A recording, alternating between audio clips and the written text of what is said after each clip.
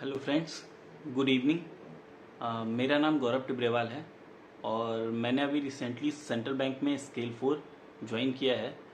और मैं ये वीडियो उन लोगों के लिए बना रहा हूँ जो अभी रिसेंटली सेंट्रल बैंक में स्केल 3 सेलेक्ट हुए हैं या स्केल 4 में जिनकी ज्वाइनिंग है।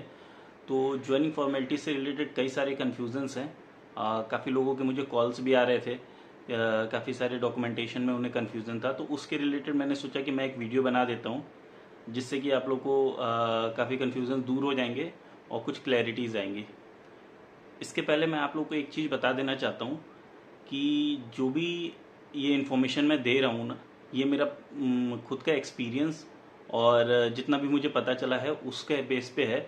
ये कोई बैंक का ऑफिशियल स्टैंड या कोई भी ऑफिशियल इन्फॉर्मेशन नहीं है। ऐसा हो भी सकता है कि मैं जो इन्फॉर्मेशन दे रहा हूँ आप जब ज्वाइनिंग में जाएं तो कुछ चीज़ें उससे वेरी करें। तो ऐसा मत कहिएगा कि आपने तो सर ऐसा बोला था और वहाँ जाके ऐसा नहीं हुआ या फिर ये चीज़ें नहीं हुई।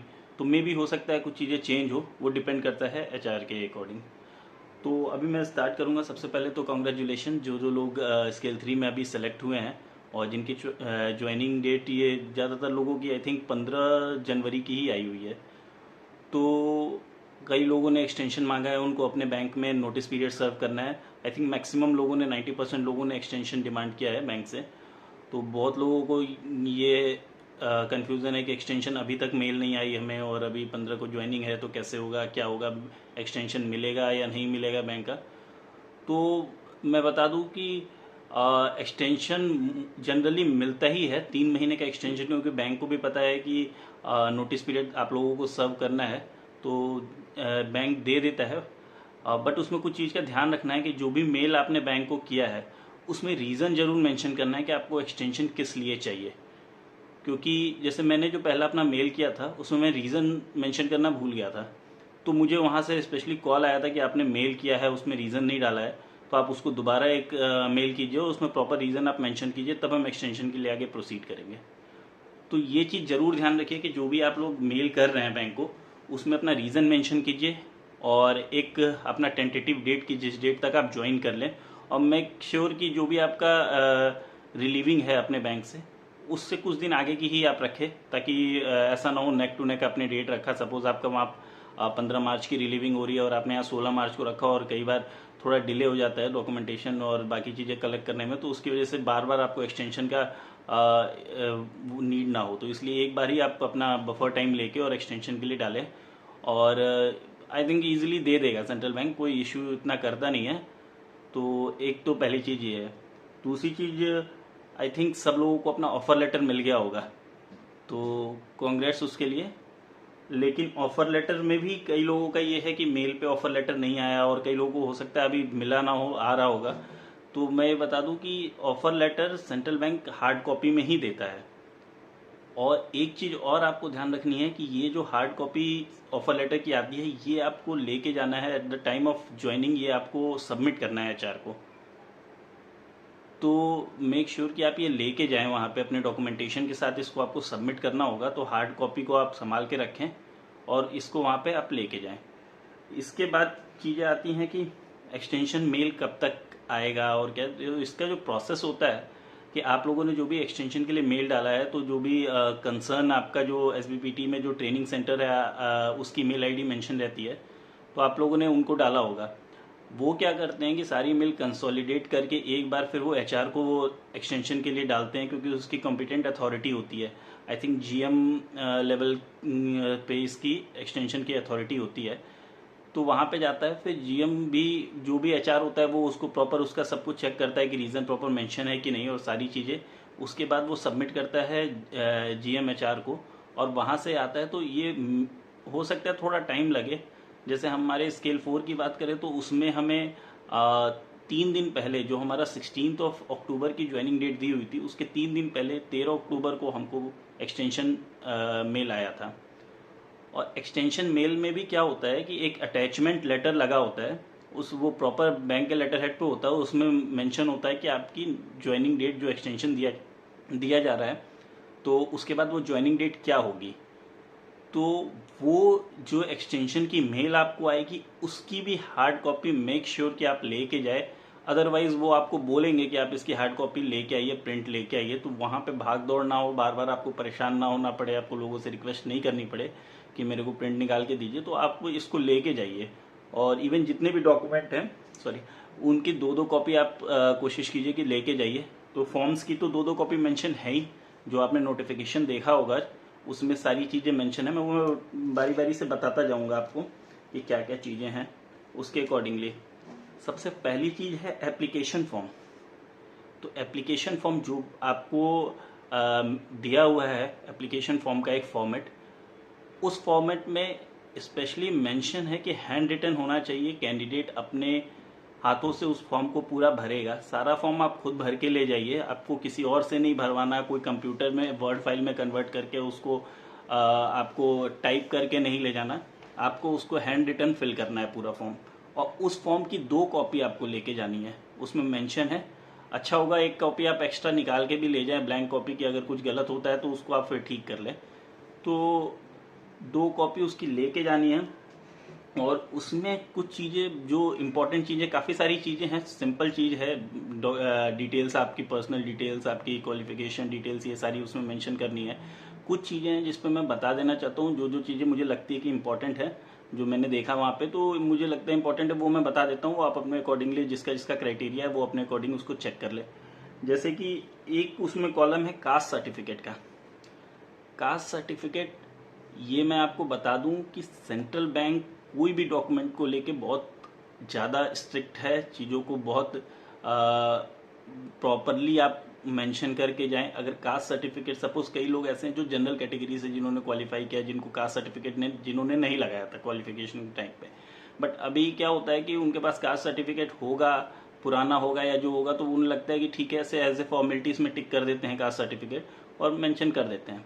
तो मैं ये बता दूं, अगर आपने कास्ट सर्टिफिकेट मेंशन किया है, सेंट्रल बैंक हर कुछ टाइम पे कास्ट सर्टिफिकेट अपने एम्प्लॉयज़ का भी मांगता है और उसको वेरीफाई कराता है, साल 2 साल पे, क्योंकि अभी रिसेंटली एक एक्सरसाइज चल भी रही है, तो उसमें भी वो मांगता है और उसको वेरीफाई कराता है। और फिर उस समय आपको प्रॉब्लम ना हो जाए अगर कभी गलत कास्ट सर्टिफिकेट हो तो। इसलिए अगर कास्ट सर्टिफिकेट आपने मेंशन नहीं किया है और आप उस क्राइटेरिया में नहीं आते हैं, आप जनरल कैटेगरी में है, तो अच्छा होगा कि आप उसको मेंशन ही ना करें, ताकि आगे के लिए उस चीज़ों की ज़रूरत ही ना पड़े। दूसरी चीज़ है कि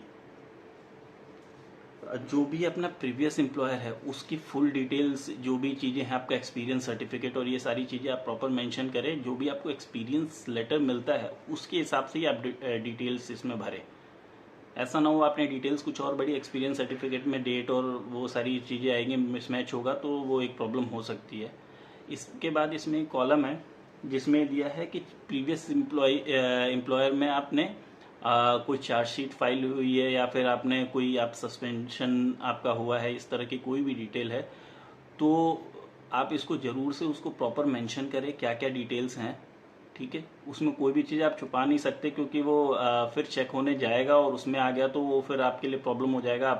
आप ऑलरेडी दूसरे बैंक से रिज़ाइन करके हैं, ज्वाइन कर चुके हैं, तो उस केस में आपके लिए बड़ी प्रॉब्लम हो जाएगी। तो इसलिए मेक श्योर आप सारी डिटेल पहले से सब कुछ उसमें मेंशन करें अगर ऐसा कुछ है। और अगर आपको क्लियरेंस मिल गई है तो उसकी भी सारी डिटेल आप लेके आएँ ज्वाइनिंग टाइम पे, जो कि हो सकता है वो सबमिट करवाएंगे आपसे HR मांगेगा तो वो आपको सबमिट करनी पड़ेगी उस टाइम पे। इसके अलावा जितने भी इनक्लोजर्स इसमें एप्लीकेशन फॉर्म के नीचे कुछ 4-5 इनक्लोजर्स हैं, जो भी चीज़ें बर्थ सर्टिफिकेट है और बाकी सारी कास्ट सर्टिफिकेट जो भी चीज़ें हैं, वो सारी चीज़ों का प्रिंट आप लेके जाएं। सेल्फ अटेस्ट सारे डॉक्यूमेंट्स पे रिक्वायर्ड हैं, सेल्फ अटेस्ट आप करके जाएं, लेकिन वहाँ पे या फिर आप वहाँ जाएंगे तो वहाँ कर सकते हैं। तो ये सारी चीज़ें आपको करनी होंगी। तो ये तो हो गया पहली चीज़ एप्लीकेशन फॉर्म के बारे में। दूसरा होता है एम्प्लॉय एंटीसीडेंट फॉर्म, इसकी भी 2 कॉपी लगेगी। इसमें भी सारी डिटेल्स आप भरेंगे, फोटो दोनों में अटैच हो, फोटो दोनों में पेस्ट होगी। फोटो कोशिश करें कि जो आपने एप्लीकेशन भरते समय जो फोटो आपने लगाई थी उसी फोटो की प्रिंट आप लेके जाए, उसी फोटो की कॉपी आप लेके जाए पासपोर्ट साइज, और उसको वहाँ अटैच करें। इसके बाद आता है जो सबसे ज़्यादा लोगों का मेरे पास फ़ोन आया कि कैरेक्टर सर्टिफिकेट में क्या करना है, क्योंकि सेंट्रल बैंक ने 3-3 कैरेक्टर सर्टिफिकेट मांगे हैं। नॉर्मली किसी बैंक में 1 कैरेक्टर सर्टिफिकेट मांगा जाता है, but central bank 3 character certificate मांगता है और तीनों की ओरिजिनल कॉपी ही चाहिए। कोई मेल पे कोई सॉफ्ट कॉपी या कोई सॉफ्ट कॉपी का प्रिंट वो नहीं एक्सेप्ट करेंगे, वो ओरिजिनल कॉपी एक्सेप्ट करेंगे। जो भी इसका सर्टिफिकेट, जो भी कैरेक्टर सर्टिफिकेट होगा। जैसे पहला उन्होंने मांगा है कि आपका लास्ट कॉलेज या स्कूलिंग जो भी है, तो लास्ट कॉलेज का आपका कैरेक्टर सर्टिफिकेट चाहिए। अभी उसमें क्या प्रॉब्लम है लोगों को कि जो बैंक ने जो एक कैरेक्टर सर्टिफिकेट फॉर्मेट दिया है, काफ़ी सारे कॉलेज उस फॉर्मेट में नहीं देते, वो अपने फॉर्मेट में देते हैं।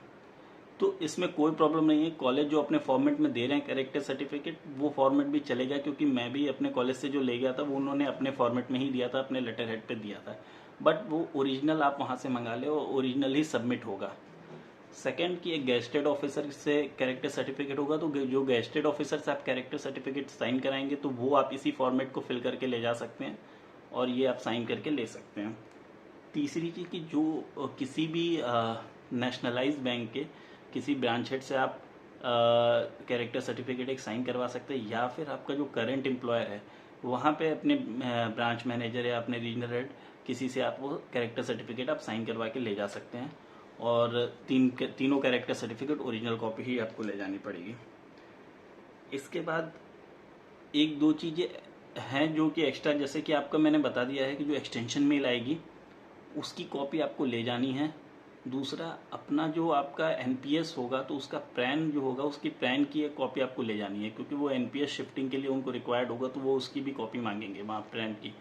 तो पैन का जो आपका कार्ड आता है उस कार्ड का ओरिजिनल हो तो कार्ड भी ओरिजिनल लेते जाइए, अदरवाइज वो फोटोकॉपी अगर आप उसकी ले जाएंगे तो चलेगा। इनकेस वो भी नहीं है तो आप जो अपना स्टेटमेंट आता है मंथली स्टेटमेंट, उसमें पैन नंबर मेंशन होता है, तो उसकी एक कॉपी आप लेते जाइए। उसमें डिटेल आपका नाम, पैन नंबर और बाकी सारी चीज़ें मेंशन होती हैं, तो वो एक्सेप्ट कर लेंगे, उसमें कुछ इतनी बड़ी प्रॉब्लम है नहीं। इसके बाद क्या होगा कि आपका जो रिलीविंग लेटर है, रिलीविंग लेटर कई लोगों को ये एजम्पशन है कि हम रिलीव होकर और इमीडिएट ज्वाइन कर लेंगे और रिलीविंग लेटर हमारा जब आएगा तो हम सबमिट कर देंगे।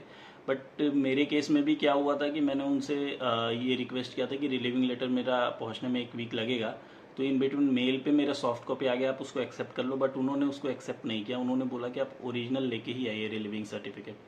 तो अपना जब रिलीविंग लेटर आ जाए उसकी ओरिजिनल कॉपी और एक्सपीरियंस सर्टिफिकेट की ओरिजिनल कॉपी दोनों आप अपने साथ लेके जाएं।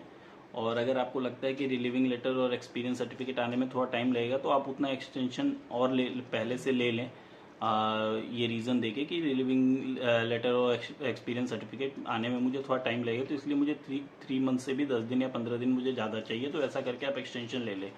क्योंकि ऐसा ना हो आप यहाँ वो हो जाए, रिलीव हो जाए, फिर वहाँ जाके वो ज्वाइन ना करे, फिर आपको दोबारा एक्सटेंशन के लिए रिक्वेस्ट करनी पड़े, फिर वो थोड़ा प्रॉब्लम होगा, वो देते हैं नहीं देते हैं ये कोई कुछ कह नहीं सकता।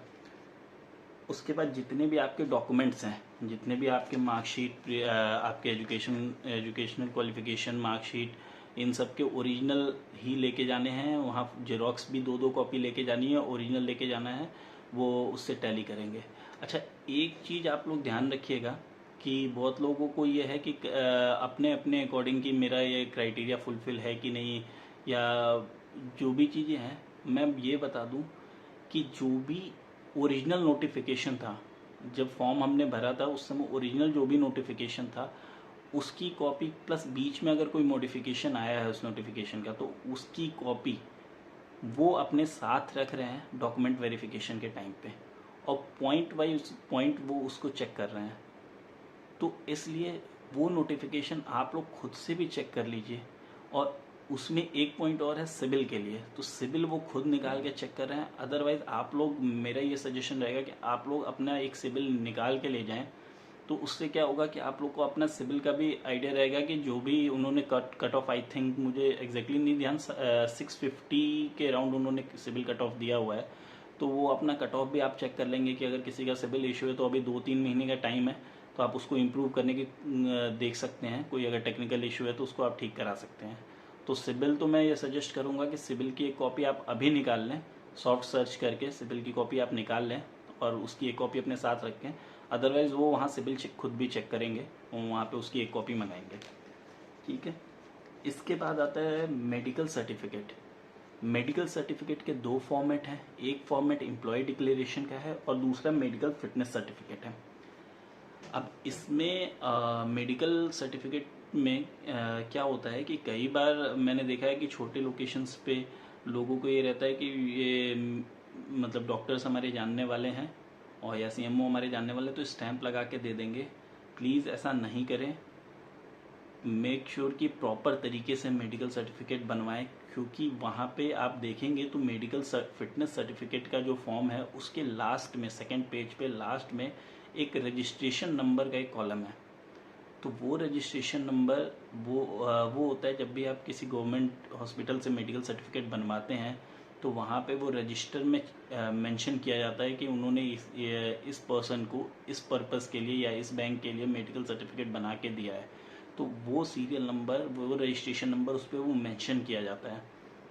तो ये क्रॉस चेक होगा और उस टाइम पे अगर उस रजिस्टर में वो नंबर नहीं मिला तो ये प्रॉब्लम हो सकती है। इसलिए प्रॉपर मेडिकल चेकअप करा के अपने जो भी गवर्नमेंट हॉस्पिटल है वहाँ पे जाके प्रॉपर प्रोसीजर पता करके और उसके अकॉर्डिंग ही मेडिकल सर्टिफिकेट बनवाएं। और दूसरा जो मेडिकल में है declaration submission from the candidate, तो उसमें भी लास्ट में सीएमओ या सिविल सर्जन के साइन रिक्वायर्ड हैं और आपके लेफ्ट फिंगर्स के इम्प्रेशंस उसमें लगेंगे, फिंगरप्रिंट्स लगेंगे, तो वो होंगे। तो ये सारी चीज़ें इसमें आप चेक कर लें। और जो प्रोसेस ये था कि जब हम वहाँ पे ज्वाइनिंग डीवी के लिए जाएंगे तो डीवी के टाइम पे पहले इन सब के डॉक्यूमेंट्स की दो कॉपी जो भी नोटिफिकेशन में मेंशन है उसके अकॉर्डिंग सारा फुल्ली फिल्ड होना चाहिए। उसके बाद वो टैली करेंगे आपके ओरिजिनल जो भी सर्टिफिकेट हैं, कास्ट सर्टिफिकेट, आपके एजुकेशन क्वालिफिकेशन सर्टिफिकेट, आपका रिलीविंग लेटर, आपका एक्सपीरियंस सर्टिफिकेट, सारे ओरिजिनल वो चेक करेंगे। वो चेक करने के बाद से वहाँ पर आपका फिर से बायोमेट्रिक, आइरिस और फोटो स्कैनिंग होगी रजिस्ट्रेशन के अकॉर्डिंग। वो प्रोसेस कंप्लीट होने के बाद से ये सारा प्रोसेस कंप्लीट होने के बाद से इसके बाद वो वेट करने को, मेरे केस में उन्होंने वेट करने को बोला और एंड ऑफ द डे शाम को उन्होंने एक हार्ड कॉपी में एक ऑर्डर प्रिंट, लेटर हेड पे एक ऑर्डर प्रिंट करके मुझसे रिसीव कराया जिसमें डायरेक्ट ज्वाइनिंग की लोकेशन दी हुई थी कि कहाँ मुझे ज्वाइन करना है और इमीडिएटली नेक्स्ट डे उन्होंने मुझे ज्वाइन करने के लिए बोला। तो आप लोगों के केस में भी ये हो सकता है। कुछ टेक्निकल ऑफिसर्स के केस में ऐसा हुआ था कि उन्होंने जब ज्वाइन किया तो जो डीवी के इमीडिएट बाद उनकी 15 दिन की 2 वीक की ट्रेनिंग हुई थी और ट्रेनिंग के लास्ट डे में उनको उनकी पोस्टिंग प्लेस बताई गई थी और नेक्स्ट डे इमीडिएट ज्वाइन करना था। तो अब आप लोगों के केस में मे भी हो सकता है कि इमीडिएट ज्वाइनिंग हो, मे भी हो सकता है कि ट्रेनिंग 2 वीक की कंडक्ट कराई जाए। तो लेकिन ये जो पोस्टिंग का है ये पोस्टिंग वहाँ से बताई जाएगी और पोस्टिंग के लिए फिर कोई टाइम एज सच नहीं दिया जाएगा कि आप 10 दिन बाद या 15 दिन बाद आप जाके ज्वाइन करें। ऐसा नहीं, इमीडिएट ज्वाइनिंग के लिए बोला जाएगा। इसलिए प्रिपेयर होके आएँ, अपनी बाकी सारी चीज़ें आप देख के आएँ क्योंकि आपको इमीडिएट यहाँ से ज्वाइनिंग लोकेशन पे जाना होगा।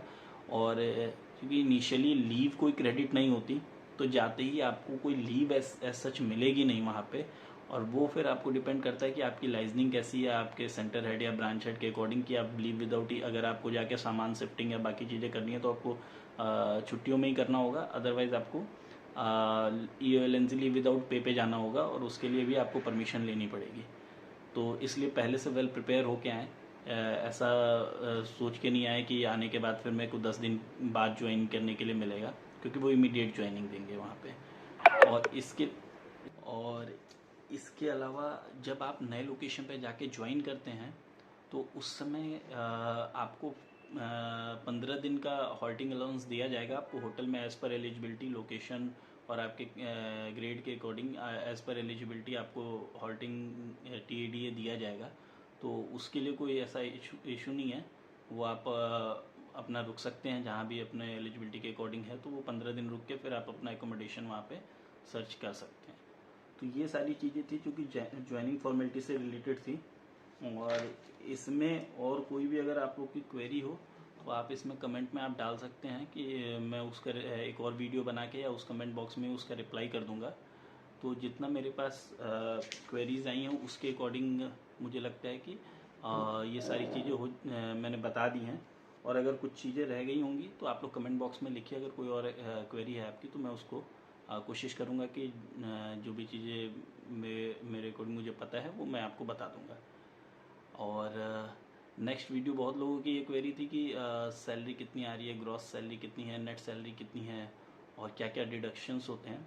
तो उसके लिए मैं एक सेपरेट एक छोटा वीडियो बना दूंगा जिसमें मैं ग्रॉस सैलरी और नेट सैलरी स्केल 3 और स्केल 4 की जो कि एज़ पर सैलरी स्लिप आती है। मैं एक सैलरी स्लिप भी उसमें आपको दिखा दूंगा, उसके अकॉर्डिंग क्या क्या चीज़ें हैं, क्या क्या डिडक्शंस हैं और क्या क्या अलाउंस या बेनिफिट्स मिलते हैं, उन सब का भी एक सेपरेट वीडियो मैं बना दूंगा। सॉरी, मैं एक चीज़ के बारे में बताना भूल गया था, जो कि एक फॉर्म है एम्प्लॉय अंडरटेकिंग कम डिक्लेरेशन फॉर्म। इसमें बेसिकली दो तरह का फॉर्म है, एक पे लिखा होगा टू बी नोटराइज्ड और एक पे केवल अंडरटेकिंग लिखा होगा। तो ये दोनों आपको प्रॉपर स्टैम्प करवा के, जिस पे नोटराइज लिखा है उस पर नोटराइज करवा के आपको ले जाना है। अब इसमें कई लोगों को ये कन्फ्यूज़न है कि स्टैम्प ड्यूटी किस स्टेट के अकॉर्डिंग होगी। तो मैंने जो स्टैम्प ड्यूटी लगाई थी वो मैंने अपने होम टाउन के अकॉर्डिंग लगाई थी। आप लोग भी अपने होम टाउन के अकॉर्डिंग लगा सकते हैं। अदरवाइज सेफ साइड के लिए आप क्या कर सकते हैं कि अपने होम टाउन या फिर महाराष्ट्र के अकॉर्डिंग जो मैक्सिमम है उसके अकॉर्डिंग आप स्टैम्प पेपर ले सकते हैं। सपोज आपका होम टाउन यूपी है और यूपी में अगर 10 रुपये का लगता है और महाराष्ट्र में अंडरटेकिंग के लिए आपको 100 रुपये का स्टैंप लगता है, तो आप 100 रुपये का लगा लीजिए कि सेफ साइड में कोई इशू ही ना हो इस वजह से। अदरवाइज आप अपने होम टाउन के अकॉर्डिंग स्टैम्प पेपर लगाएंगे और एक उसमें एक फॉर्मेट जो है वो नोटराइज होगा। तो वो जिस डेट का आप वो फॉर्म भरेंगे उस डेट को आप नोटराइज कराएं वहाँ पे, वो उसमें आप डेट डाल दें और नोटराइज डेट उसी की रखें। वो ज़रूरी नहीं है कि आप नोटराइज डेट ज्वाइनिंग डेट की रखें, वो पहले ही हो सकता है क्योंकि वो अंडरटेकिंग आप अपने पास से दे रहे हैं। तो ये दोनों फॉर्म भी आप प्रॉपर स्टैम्प अंडरटेकिंग करके और नोटराइज करवा के ही ले जाएं। Okay, thank you so much.